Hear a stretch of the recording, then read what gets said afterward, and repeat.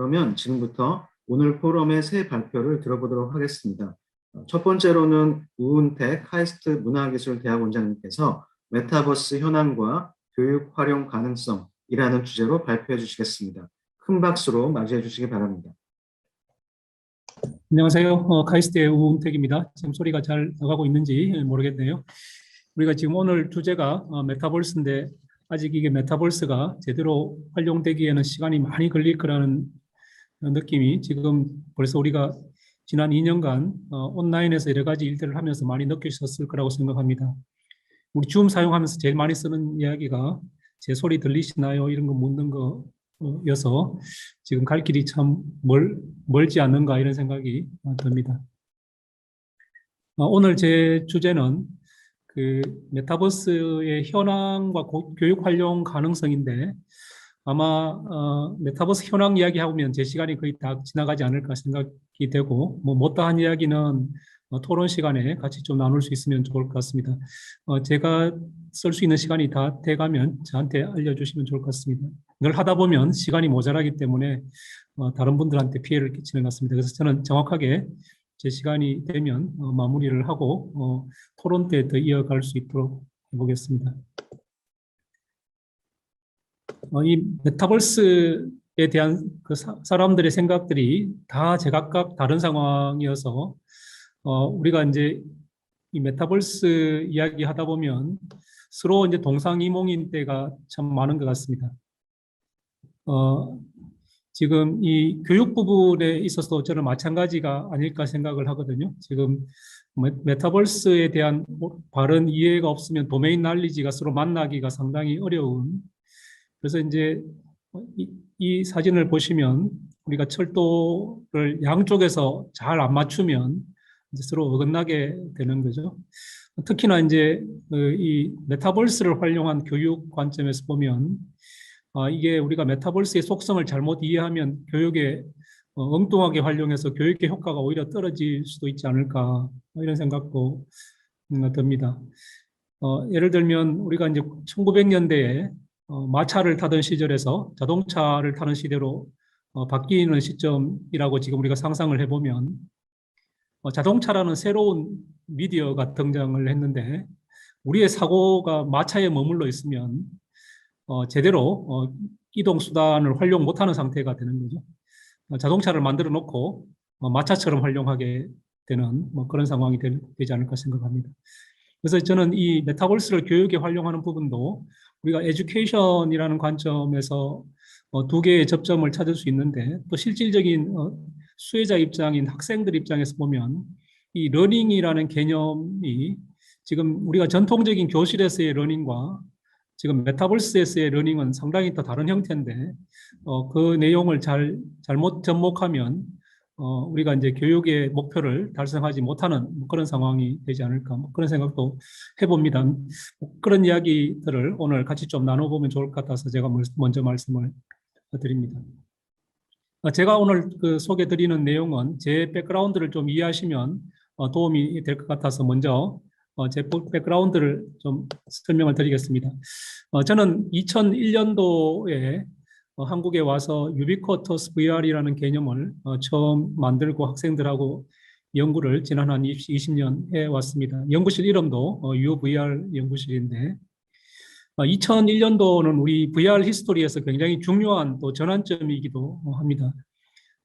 가상현실은 오래전부터 연구해왔지만 60년대부터 아이디어를 다듬어 왔고 70년대, 80년대에 본격적으로 연구를 해왔고 일반인들한테 소개되는 게 이제 90년대 그때는 소설책에서도 이제 VR이 중요한 소재가 되기도 했었고 미국 정부에서도 한 10년간 가상현실 분야에 열심히 투자했던 시기였고 이제 90년대 후반에 들어오면서 미국 정부의 투자가 좀 축소되고 또 가상현실 분야의 기업들도 많이 이제 그 가능성이 없다고 생각해서 분야를 떠나고 우리 대한민국에서도 대학에 있던 VR 연구실이 문을 닫거나 아니면 이름을 바꾸거나 또 정부 기관에 있던 VR 연구실도 이름을 바꾸고 또 다른 연구를 하거나 90년대 초반이었습니다.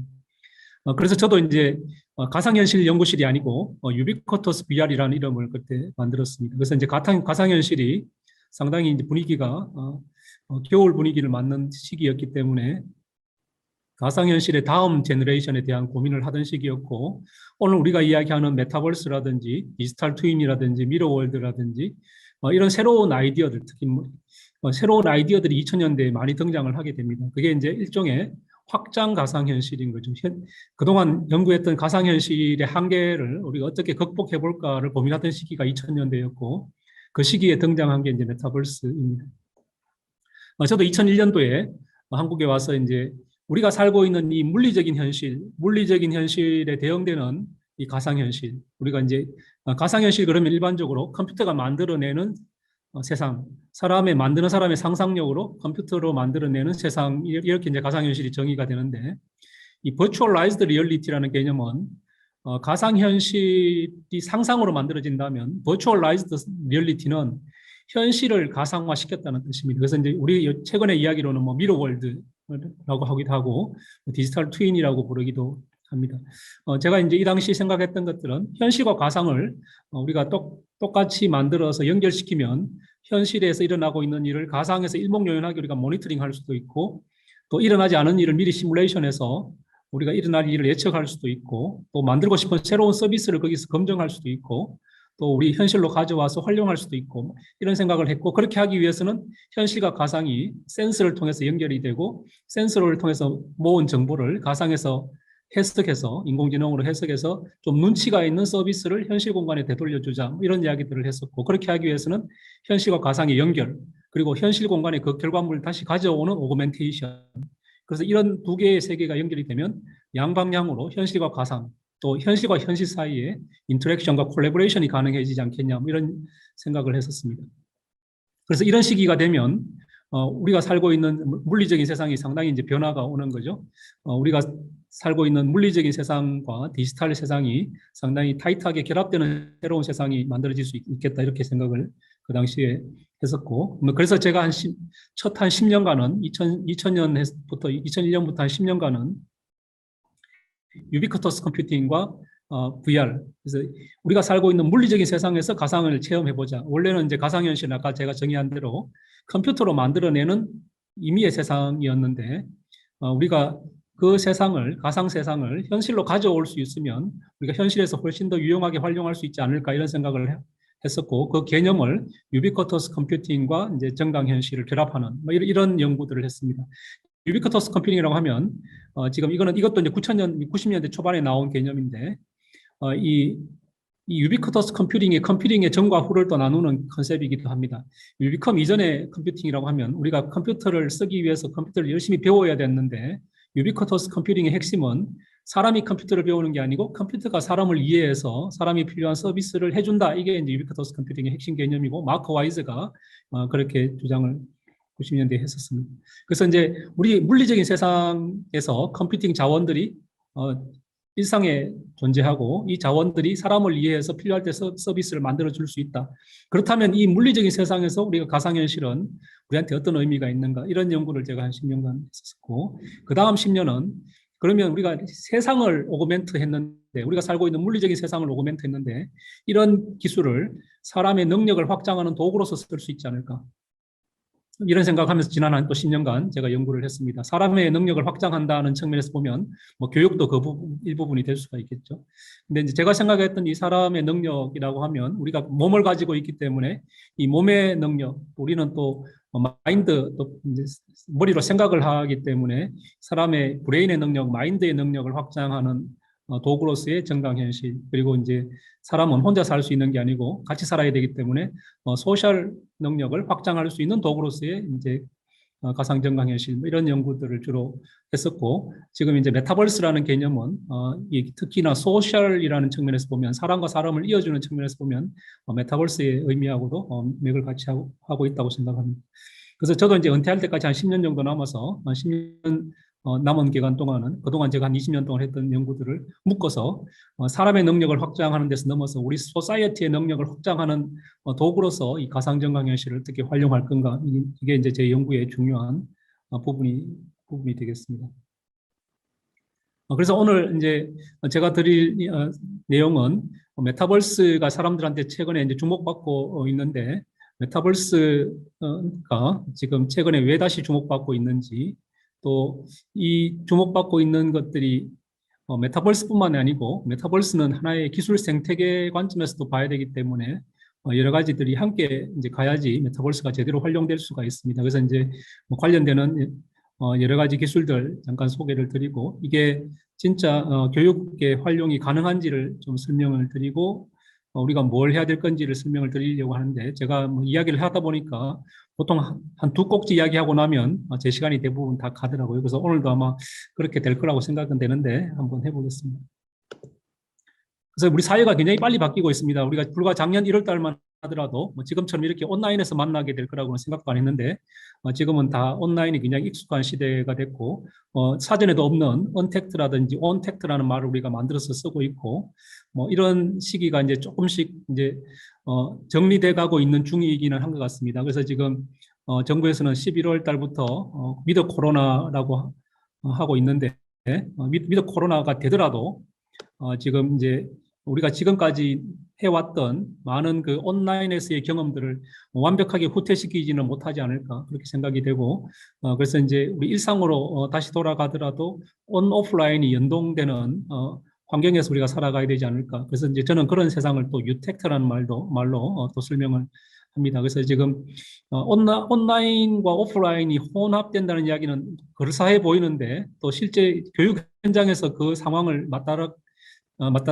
부닥치게 되면 상당히 이제 복잡한 이슈들이 많이 생길 걸로 생각이 됩니다.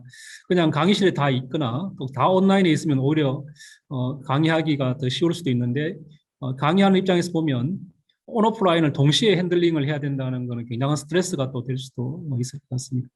뭐 그럼에도 불구하고 우리 사회가 뭐 늘 이제 우리가 원하는 대로 바뀌는 건 아니고 변화가 늘 갑자기 닥치기 때문에 많은 변화들이 앞으로 우리가 부닥치게 될 이슈라고 생각합니다. 그래서 이제 다양한 형태의 새로운 연결, 또 소통, 뭐 지금 협력 이런 것들이 이제 고민이 돼야 되는데, 뭐 교육에서도 마찬가지로 똑같은 이슈들이 아마 있을 걸로 생각이 됩니다.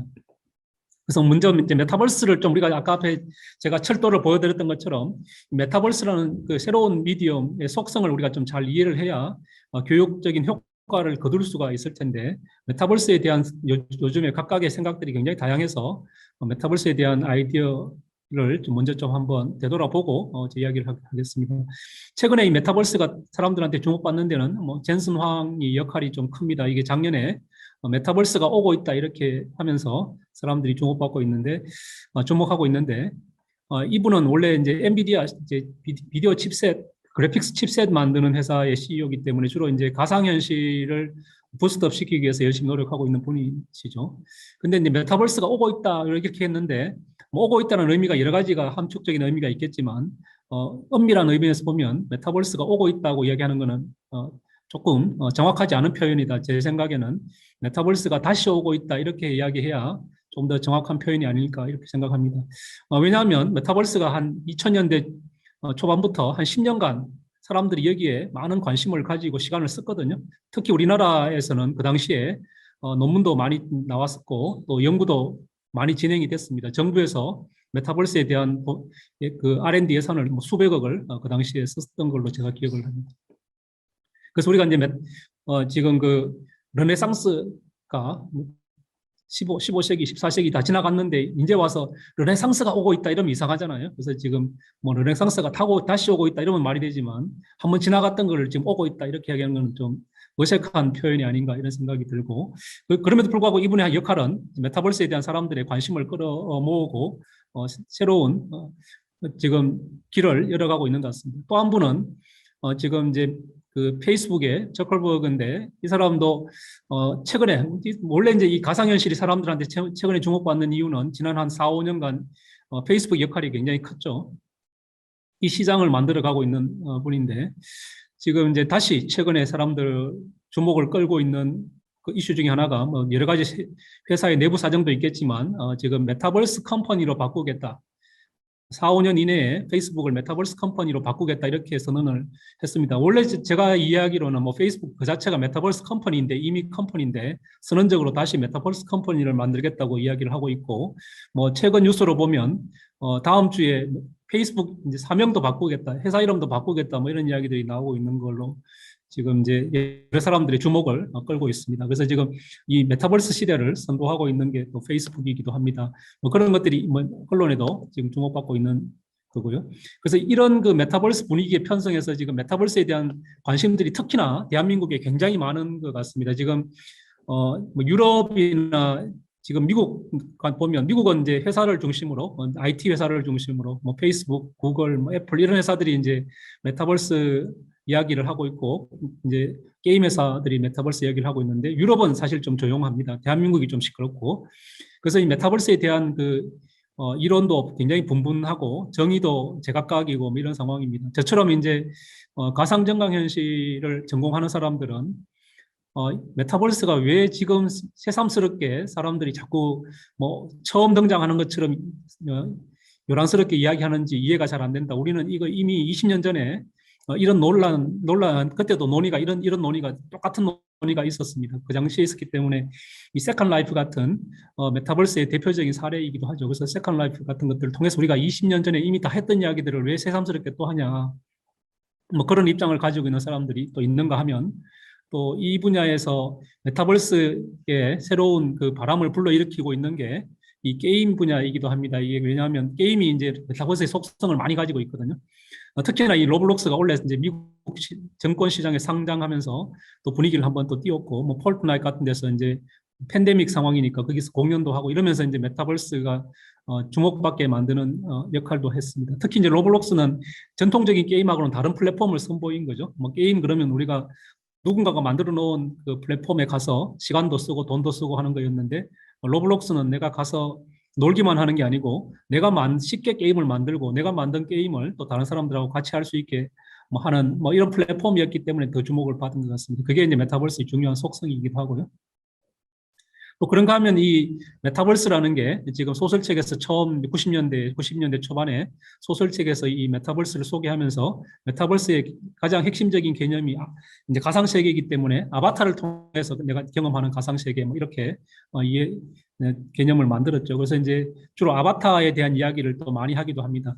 특히 이제 아바타를 가지고 비즈니스 하는 이제 데도 생겨나고 있기도 하고요.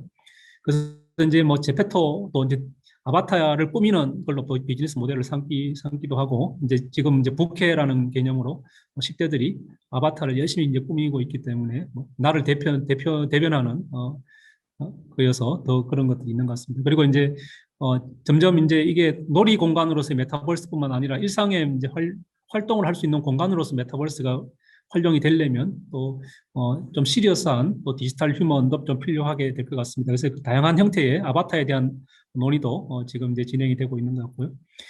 또 이제 이 메타버스에 대한 정의가 또 경제적인 활동을 할 수 있는 공간으로 정의되어 있기 때문에 또 가상자산을 빼고 또 이야기하기가 어려울 것 같습니다. 그래서 이제 이 가상자산도 미래에는 메타버스에서 중요한 부분으로 될 걸로 생각합니다. 이미 이제 가상자산을 다루고 있는 커뮤니티들이 있죠. 그래서 지금 그 아이돌들의 아이템들을 사고 파는 뭐 위버스라든지 또 예술 작가들이 작품을 사고 파는 오픈시 같은 것들이 이미 이제 가상자산을 다루고 있는 것들인데 이런 것들도 향후에 메타버스랑 결합될 수 있는 중요한 부분인 것 같습니다. 또 그런가 하면 또 이 인터넷 커뮤니티에서는 뭐 웹 3.0이다. 이게 지금 메타버스가 새로운 게 아니고 웹 3.0이라고 하기도 하고 뭐 차세대 인터넷이다. 뭐 이렇게 이야기하기도 합니다. 90년대 초반에 이제 웹이라는 게 처음 이제 등장을 한 게 1세대라면 2000년대에 인터넷이 이제 일반인들한테 보급이 되고 좀 더 지능적으로 인터넷을 설치할 수 있게 만드는 게 웹 우리가 일반적으로 웹 2.0이라고 합니다. 이 시기에 이제 등장한 회사가 구글 같은 것들이죠. 그리고 이제 웹 1.0, 2.0이 주로 이제 화면을 통해서 정보를 접근하고 활용하는 시기였다 그러면 웹 3.0은 이제 공간을 통해서 정보를 접근하고 활용하는 시기다. 뭐 그래서 이제 웹 3.0이다 이렇게 정의하는 사람도 있습니다. 그래서 이제 뭐 제각각인 거죠. 정의들도 제각각이고 뭐 이야기들이 굉장히 분분한데 저는 이게 이제 이런 논의들이 이 메타버스가 아닌 건 아니지만 또 메타버스를 전체를 또 설명하기에는 또 부족하다고 생각합니다. 그래서 이제 우리가 각자의 영역에서 각자의 경험으로 각자의 지식으로 코끼리 다리를 만지거나 뭐 코를 만지거나 꼬리를 만지거나 몸통을 만지거나 하고 있는 게 아닌가.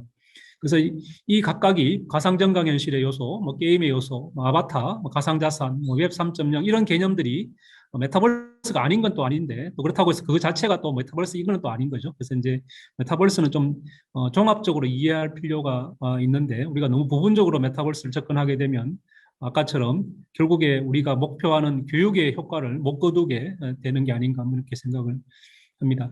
그래서 이제 이 메타버스라는 개념은 우리가 이제 가상정강 현실의 확장으로 등장한 거기 때문에 이제 가상정강 현실 분야에서 우리가 일반적으로 쓰는 이 컨티뉴엄을 좀 잘 이해할 필요가 있습니다. 이거는 이제 폴 밀그램이라는 사람이 94년도에 만든 컨티뉴엄인데 우리가 살고 있는 현실 공간이 있고 거기에 대응되는 가상 세계가 있다고 한다면 가상의 공간이 있다고 한다면 그 두 개를 자연스럽게 이제 묶어볼 수 섞어볼 수 있겠죠. 그래서 이제 현실 공간에 가상을 가져오면 우리가 오그멘티드 리얼리티라고 부르고 우리가 보고 싶지 않은 걸 없애면 디미니시드 리얼리티라고 부르고 현실에 있는 객체나 공간을 매개로 해서 디지털 정보를 접근하게 만들면 우리는 그걸 미디에이티드 리얼리티라고 부릅니다. 뭐 똑같은 게 가상에서도 또 이루어질 수 있습니다. 가상 공간에서 현실의 정보를 가져가서 오그멘티드 버추얼리티가 될 수도 있고 미디에이티드 버추얼리티가 될 수도 있고 뭐 디미니시드 버추얼리티가 될 수도 있다는 거죠.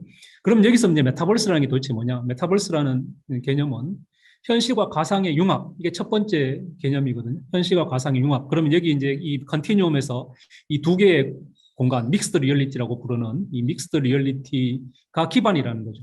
현실과 가상의 융합, 어떤 형태로 융합할 건지는 뭐 용도에 따라 다르겠지만 현실과 가상의 융합이라는 게 첫 번째 조건이라면 두 번째는 이 공간을 이건 가상 세계이기 때문에 나를 대신하는 아바타를 통해서 이 가상 세계로 우리가 가서 다양한 활동을 할 수 있다.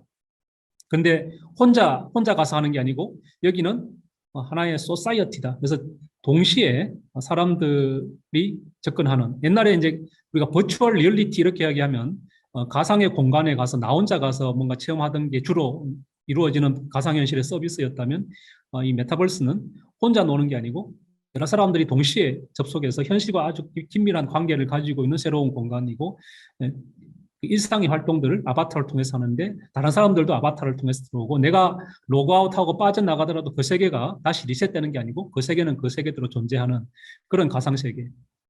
그리고 거기에는 경제적인 활동도 할 수 있다. 그런 측면에서 본다면 이 전통적인 컨티뉴엄이 현실과 가상의 융합 이렇게 설명을 했다면 메타버스는 이 수평축이 아니라 이 수직축, 현실과 가상에 융합되어 있는 공간을 매개로 해서 사람의 상상력으로 새롭게 만들어갈 수 있는 확장 가상 세계, 이게 이제 메타버스다 이렇게 우리가 이해해 볼 수가 있을 것 같습니다.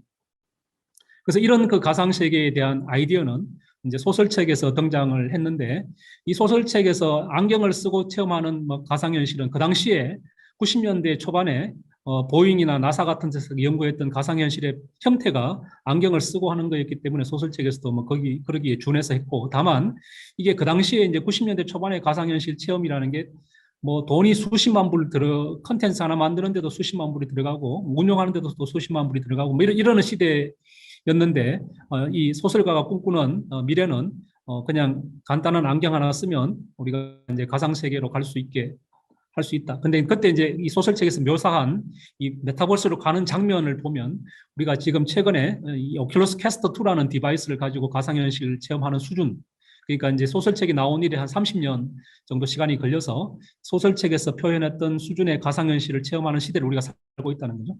그 이야기는 소설책에서 꿈꿨던 메타버스를 우리가 체험할 수 있는 시대로 가깝게 가고 있다. 그렇게 이해도 크게 무리는 아닐 것 같습니다. 그래서 최근에 사람들이 이제 메타버스에 관심 가지는 이유는 이 팬데믹 때문에 심심해서 사는 게 심심해지기도 했고 또 사람들 만나는 게 또 그립기도 하고 또 이런 디바이스가 하드웨어적인 디바이스가 또 갖춰지기도 했고 또 그 위에 올라가는 컨텐츠도 갖춰졌다는 거죠. 그래서 이게 어느 정도 트리거링 될 수 있는 시기가 왔다. 일종의 카이로스인 거죠. 그래서 적절한 타이밍이 왔다는 거죠. 우리가 20년 전에 체험했던 이 메타버스의 가능성을 탐색했던 시기였다면 이제는 메타버스가 본격적으로 열리는 시기이다. 그래서 뭐 두 개의 시기는 좀 다르게 우리가 볼 수도 있을 것 같습니다. 그래서 이제 그런 이 소설에 나왔던 이런 개념들이 지금 이제 90년대 말에 이런 그 메타버스뿐만 아니라 비슷한 아이디어들이 많이 쏟아졌던 게 이제 90년대 말부터 이제 2000년대입니다. 이제 이런 메타버스의 또 다른 측면에서 보면 IBM에서는 그 당시에 월드보드라는 개념으로 우리가 살고 있는 이 전 지구를 동등하게 나누고 이 공간을 디지털 정보를 접근할 수 있는 개념을 제시를 했습니다. 이게 이제 일종의 이제 웹 3.0 개념도 여기 나오는 거죠. 이제 그리고 이제 이 월드보드라는 게 98년도에 등장을 했다면 앞에 이제 뭐 메타버스라든지 오그멘티드 리얼리티라든지 이런 것들이 이제 92년도에 등장한 개념이고 또 제가 이제 유비퀴토스 VR이라는 개념을 만든 게 2001년이고 세컨 라이프가 등장한 게 2003년이고 디지털 트윈이라는 개념이 등장한 건 2003년 그리고 이제 구글이라는 회사가 IBM에서 이야기했던 것처럼 전 지구를 지도로 디지털 지도로 표시해서 발표했던 구글 맵이 2005년도에 등장하게 됐고 아이폰이 소개된 게 2007년도고 메타버스 로드맵이 소개된 것도 2007년도입니다. 그리고 2012년도에 지금 페이스북이 투자했던 오큘러스라는 회사가 생겼고 페이스북이 2년 지나서 오큘러스라는 회사에 2조 원을 투자하는 2 빌리언 달러를 투자하게 됐고 마이크로소프트는 홀로렌즈라는 AR 글래스를 소개하면서 이 글래스의 또 전과 후 아이폰처럼 이 글래스의 전과 후를 나누는 디바이스를 2016년도에 만들어냈고 재작년에 소개됐던 홀로렌즈 2는 이 홀로렌즈 1이 이 선이 달려서 PC에 연결됐던 그 선을 잘라낸 게 홀로렌즈라면 이 선을 잘라내기만 한 게 아니라 주변에 있는 컴퓨터를 활용할 수 있게 만든 게 또 홀로렌즈 2이기도 합니다. 그래서 이제 점점 우리가 메타버스를 조금씩 일상에서 메타버스를 경험할 수 있는 시대로 갈 수 있는 이제 디바이스들도 등장했다는 거고 이 메타버스가 돌아왔다고 이야기하는 시기가 2020년대부터 시작이 됐다는 거죠. 그래서 이런 시기가 되면 우리가 살고 있는 물리적인 공간을 잘 측정해서 지금 이제 가상 공간으로 보내고 가상 공간을 다시 현실로 가져올 수 있는 시대가 됐다. 그래서 이제 좀 더 현실감 나는 메타버스를 할 수 있는 시기가 됐다는 거죠.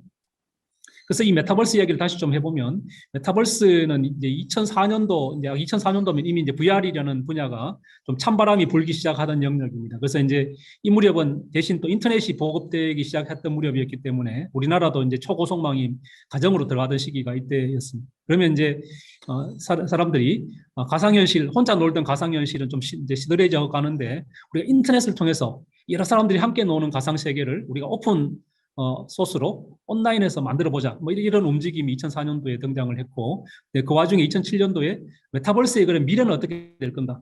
이제 메타버스 프로젝트가 2004년도 시작했기 때문에 그러면 메타버스의 미래는 또 어떻게 될 건가를 정리한 화이트 페이퍼가 2007년도에 또 발표가 됩니다.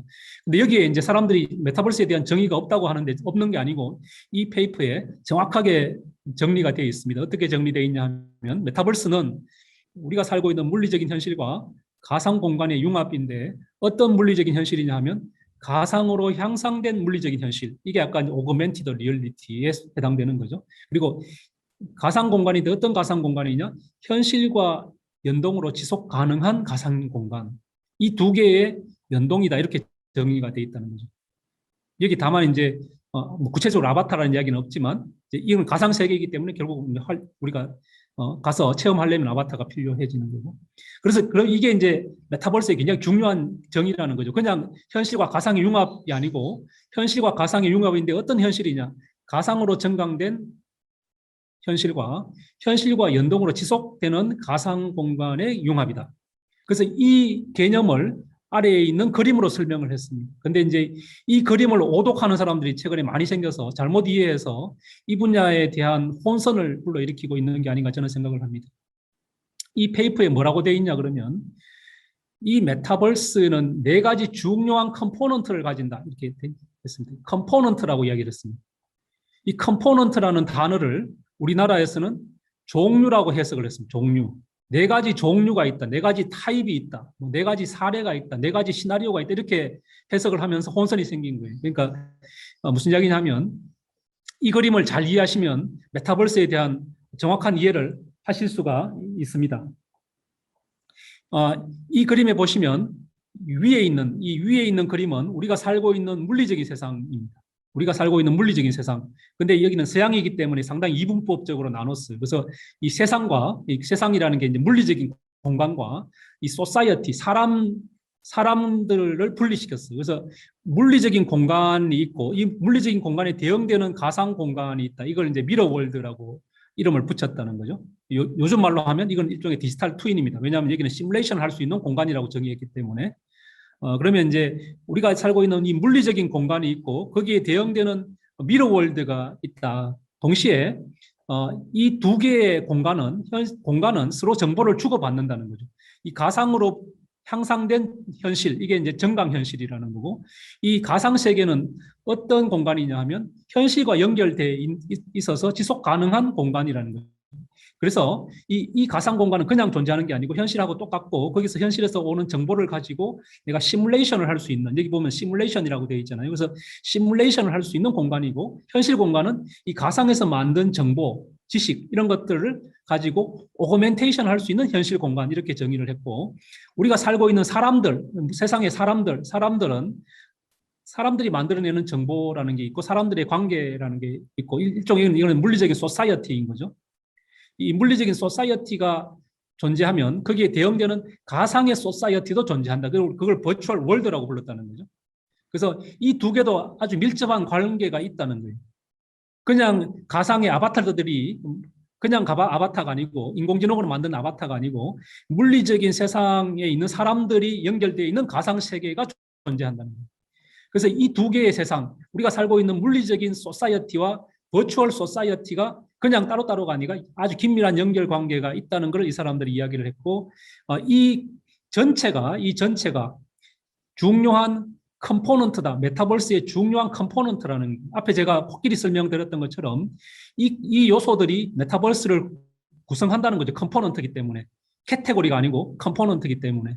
그래서 오거멘티드 리얼리티도 메타버스고 라이프 로깅도 메타버스고 버추얼 월드도 메타버스고 미러 월드도 메타버스라고 하는 거는 오독이라는 거예요. 그게 아니고 메타버스는 오거멘티드 리얼리티의 속성도 있고 라이프 로깅의 속성도 있고 버추얼 월드의 속성도 있고 미러 월드의 속성도 있다는 거예요. 그래서 이 전체를 다 아울러야 메타버스라는 거예요. 각각이 메타버스가 아니라는 겁니다. 이 각각을 메타버스라고 하면 메타버스가 실체가 없어지는 거예요. 오거멘티드 리얼리티가 모든 오거멘티드 리얼리티가 다 메타버스가 아닌 거거든요. 라이프 로깅 전체가 또 메타버스가 될 수가 없어요. 버추얼 월드 전체가 메타버스가 아니라는 거예요. 미러 월드 전체가 메타버스가 될 수가 없는 거고 메타버스는 이런 중요한 4개의 속성을 가진다고 이 사람들이 정의를 했다는 거예요.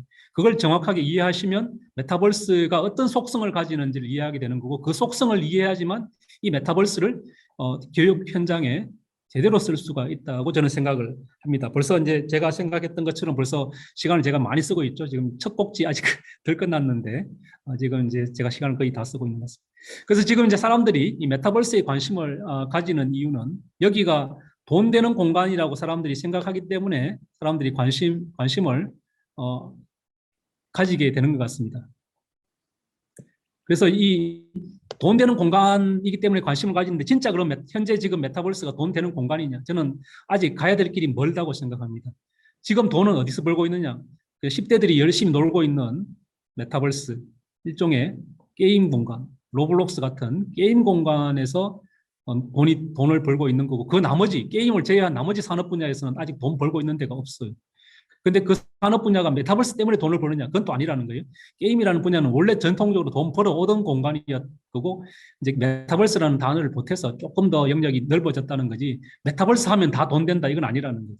그래서 지금 착시 현상이 좀 있다. 저는 그렇게 생각을 합니다. 지금 시간을 제가 좀 지켜야 해서 지금 한두 장만 더 이야기를 하고 마무리를 하려고 합니다. 그래서 원장님, 지금 이제 이 원장님 메타버스는 50분? 단어적으로 해석하면 이 사람들이 늘 이야기하는 것처럼 이 메타라는 게 뭐 초월이나 추상 이런 의미를 가지고 있기 때문에 세상 너머의 세상 또 세상의 세상 이렇게 이야기를 하게 되는데 지금 이제 사람들이 이런 거 가지고 자꾸 정의가 애매하다 그러는데 그게 아니고 아까 제가 앞에 소개드렸던 메타버스 로드맵에는 밑에 있는 것처럼 정의를 했다는 거죠. 현실 가상 융합으로 지금 아바타를 통해서 현실과 같은 사회 경제적인 활동이 가능한 이 확장 가상 세계 이게 이제 앞에 메타버스 로드맵에서 정했던 것들을 좀 풀었으면 이런 정의라는 거죠. 그래서 이게 이제 메타버스의 정의인데 이것만 가지고는 우리가 제대로 된 그 메타버스를 구축할 수가 없어요. 이제 공학하는 입장에서는 이게 메타버스가 구축되려면 하나의 융합 생태계로 가야 되는데 그러려면 현실에서 가상으로 정보를 보내는 IoT도 있어야지 되고 이 정보를 실시간에 보내려면 초고속망도 있어야 되고 막대한 데이터가 모이면 이걸 해석할 수 있는 인공지능도 있어야 되고 이걸 현실 공간에서 활용할 수 있도록 위치 기반으로 관리하려면 디지털 트윈도 있어야지 되고 이 디지털 트윈으로 해석한 정보를 우리가 현실로 가져오려면 가상현실, 정강현실도 있어야지 되고 여기 경제활동이 되게 만들려면 뭐 NFT 같은 것들도 필요하다는 거죠. 이런 전체적인 하나의 기술 생태계가 이루어져야 메타버스가 제대로 활용될 수 있게 만드는 거고 또 이런 기술 생태계만 있다고 해서 되는 건 또 아니라는 거예요. 결국 이 메타버스는 사람이 모여야지만 메타버스의 의미가 살아난다는 겁니다. 사람이 모이게 만들려면 몇 가지 중요한 요소가 있는데 또 게임처럼 이 로블록스가 뜨는 이유는 거기 가면 재미있기 때문에 그래서 사람들이 모이려면 재미있는 공간이 돼야 되고 그러려면 재미있는 컨텐츠가 있어야지 된다는 거죠. 그 재미가 없으면 의미라도 있어야 된다는 거죠. 재미없으면 의미라도 있어야 사람들이 모이는 거고 의미가 없으면 뭐 의무로 강제로 가도록 만들어야지만 사람이 모입니다. 뭐 정부에서 가라 이렇게 해야지 간다는 거죠. 그렇지 않으면 뭔가 좀 보상이라도 있어서 사람들이 오도록 만들어야 되는데 이런 걸 해야 사람이 모인다는 거죠. 그럼 교육에서 교육 현장이 되게 만들려면 그럼 이런 메타버스를 재미있게 또는 의미 있게 이렇게 어떻게 만들어낼 건지 고민을 할 필요가 있다는 거고 또 이게 메타버스는 경제 활동이 가능한 공간이라고 했기 때문에 이 미래에는 이 메타버스 공간은 이 노동에 대한 개념도 완전히 바꿀 거라고 생각을 합니다. 지금 우리가 근로기준법이라는 게 있는데 이 메타버스에서 이게 과연 적용할 수 있는 건가? 이런 문제가 있는 거고 또 뭐 우리 세대가 했던 직장이라는 개념도 이 메타버스에서는 완전히 달라지는 거라고 보고 그리고 여기서 또 경제활동을 했는데 도대체 이걸 이 경제적인 가치를 어떻게 또 사회적으로 관리할 건가 이것도 또 문제가 있고 여기는 또 시간과 공간의 한계가 없는 뭐 나라와 민족 이런 경계도 없는 또 새로운 공간이기 때문에 여기에 뭐 법이나 제도나 규범이나 뭐 개인 정보나 보안 문제나 뭐 윤리 문제나 포용성 문제나 다양성 문제나 많은 사회적인 이슈가 아직 해결이 안 돼 있는 상태이기 때문에 이 공간이 열리게 되면 또 많은 문제들이 또 생길 걸로 생각을 합니다. 이런 것들이 우리가 고민이 돼야 지금 메타버스를 우리가 제대로 활용할 수 있는 시기로 간다고 보고 메타버스가 지금 이제 뭐 처음 소설에서 등장한 이래로 인터넷에서 경험했던 메타버스가 있고 또 우리가 지금은 스마트폰을 통해서 경험하고 있는 메타버스가 있는데 메타버스는 현실과 같은 이 가상세계라고 했는데 이 메타버스로 가는 창이 이 스마트폰은 너무 작다는 거죠. 이 작은 스마트폰을 통해서 이 가상세계 이 메타버스를 우리가 제대로 경험하기가 부족하다는 겁니다. 그래서 이게 메타버스가 진짜 폭발적으로 성장하고 일상으로 들어오게 만들려면 안경을 통해서 우리가 메타버스를 경험할 수 있는 시대로 가야 메타버스가 제대로 일상으로 들어올 수 있다. 저는 그렇게 생각하고 뭐 교육적인 측면도 저는 그 마찬가지라고 생각합니다. 뭐 정강현실도 그런 시나리오가 있는데 제가 빨리 지나가겠습니다. 지금 이제 뭐 이런 안경형 디스플레이가 올 거냐, 뭐 오고 있다는 거에 대한 설명이고요. 그래서 지금 이 안경형 디스플레이는 언제쯤 일반화되느냐? 뭐 그거는 지금 이제 앞으로 2, 3년 사이에 많은 새로운 안경형 디바이스들이 등장을 할 걸로 생각을 합니다. 이제 안경형 디바이스가 등장을 하게 되면 우리가 제가 쓰고 있는 이런 안경처럼 이미 이런 안경들이 중국 회사에서 많이 만들고 있거든요. 그래서 이런 안경을 쓰고 이제 가상세계, 특히 메타버스를 갈 수 있는 시대가 된다면 그런 시대에 우리가 또 교육도 어떤 모습이 될지 좀 고민을 해봐야지 될 거고 지금 이미 이제 이런 안경형 디스플레이에 뭐 5G를 지원하기도 하고 주변에 있는 엣지나 클라우드랑 연동되게 만들기도 합니다. 그래서 지금 뭐 인프라 측면에서는 기술적인 측면에서는 어느 정도 갖춰져 가고 있어서 지금 이제 그런 시대가 가까워 오고 있다. 그러면 이제 우리는 어떻게 할 건가? 이제 교육 이제 해야 되는 이야기가 지금부터인데 제 시간이 다 끝났기 때문에 이 교육적인 측면에서 우리 일상에서 이제 메타버스가 쓰여질 텐데 이 교육에도 이제 메타버스가 쓰여진다면 이런 새로운 그 플랫폼, 새로운 미디어를 통해서 어떻게 새롭게 연결시키고 새롭게 소통시키고 새롭게 협력하게 만들 건가? 또 시간과 공간의 한계, 또 차별의 문제, 디지털 격차 이런 것들을 메타버스를 통해서 어떻게 우리가 극복해 나갈 건가?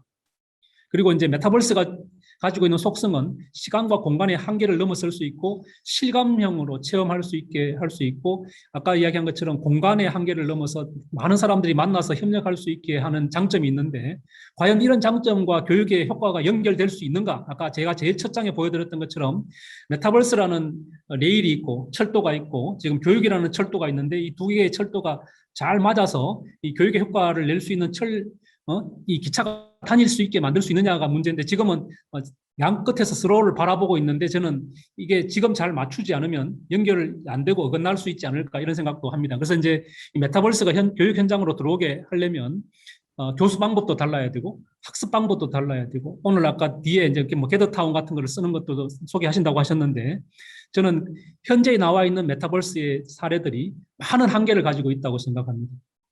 뭐 그런 부분들은 제가 지금 이야기를 꺼내기 시작하면 한참 더 해야 되기 때문에 나중에 토론할 때 제 이야기들을 하는 걸로 하고 제 이야기를 여기서 마무리하고자 합니다. 예, 고맙습니다. 네, 우은택 원장님께서 오랜 기간 연구하시면서 얻으신 아주 귀한 통찰을 오늘 공유해 주셨습니다.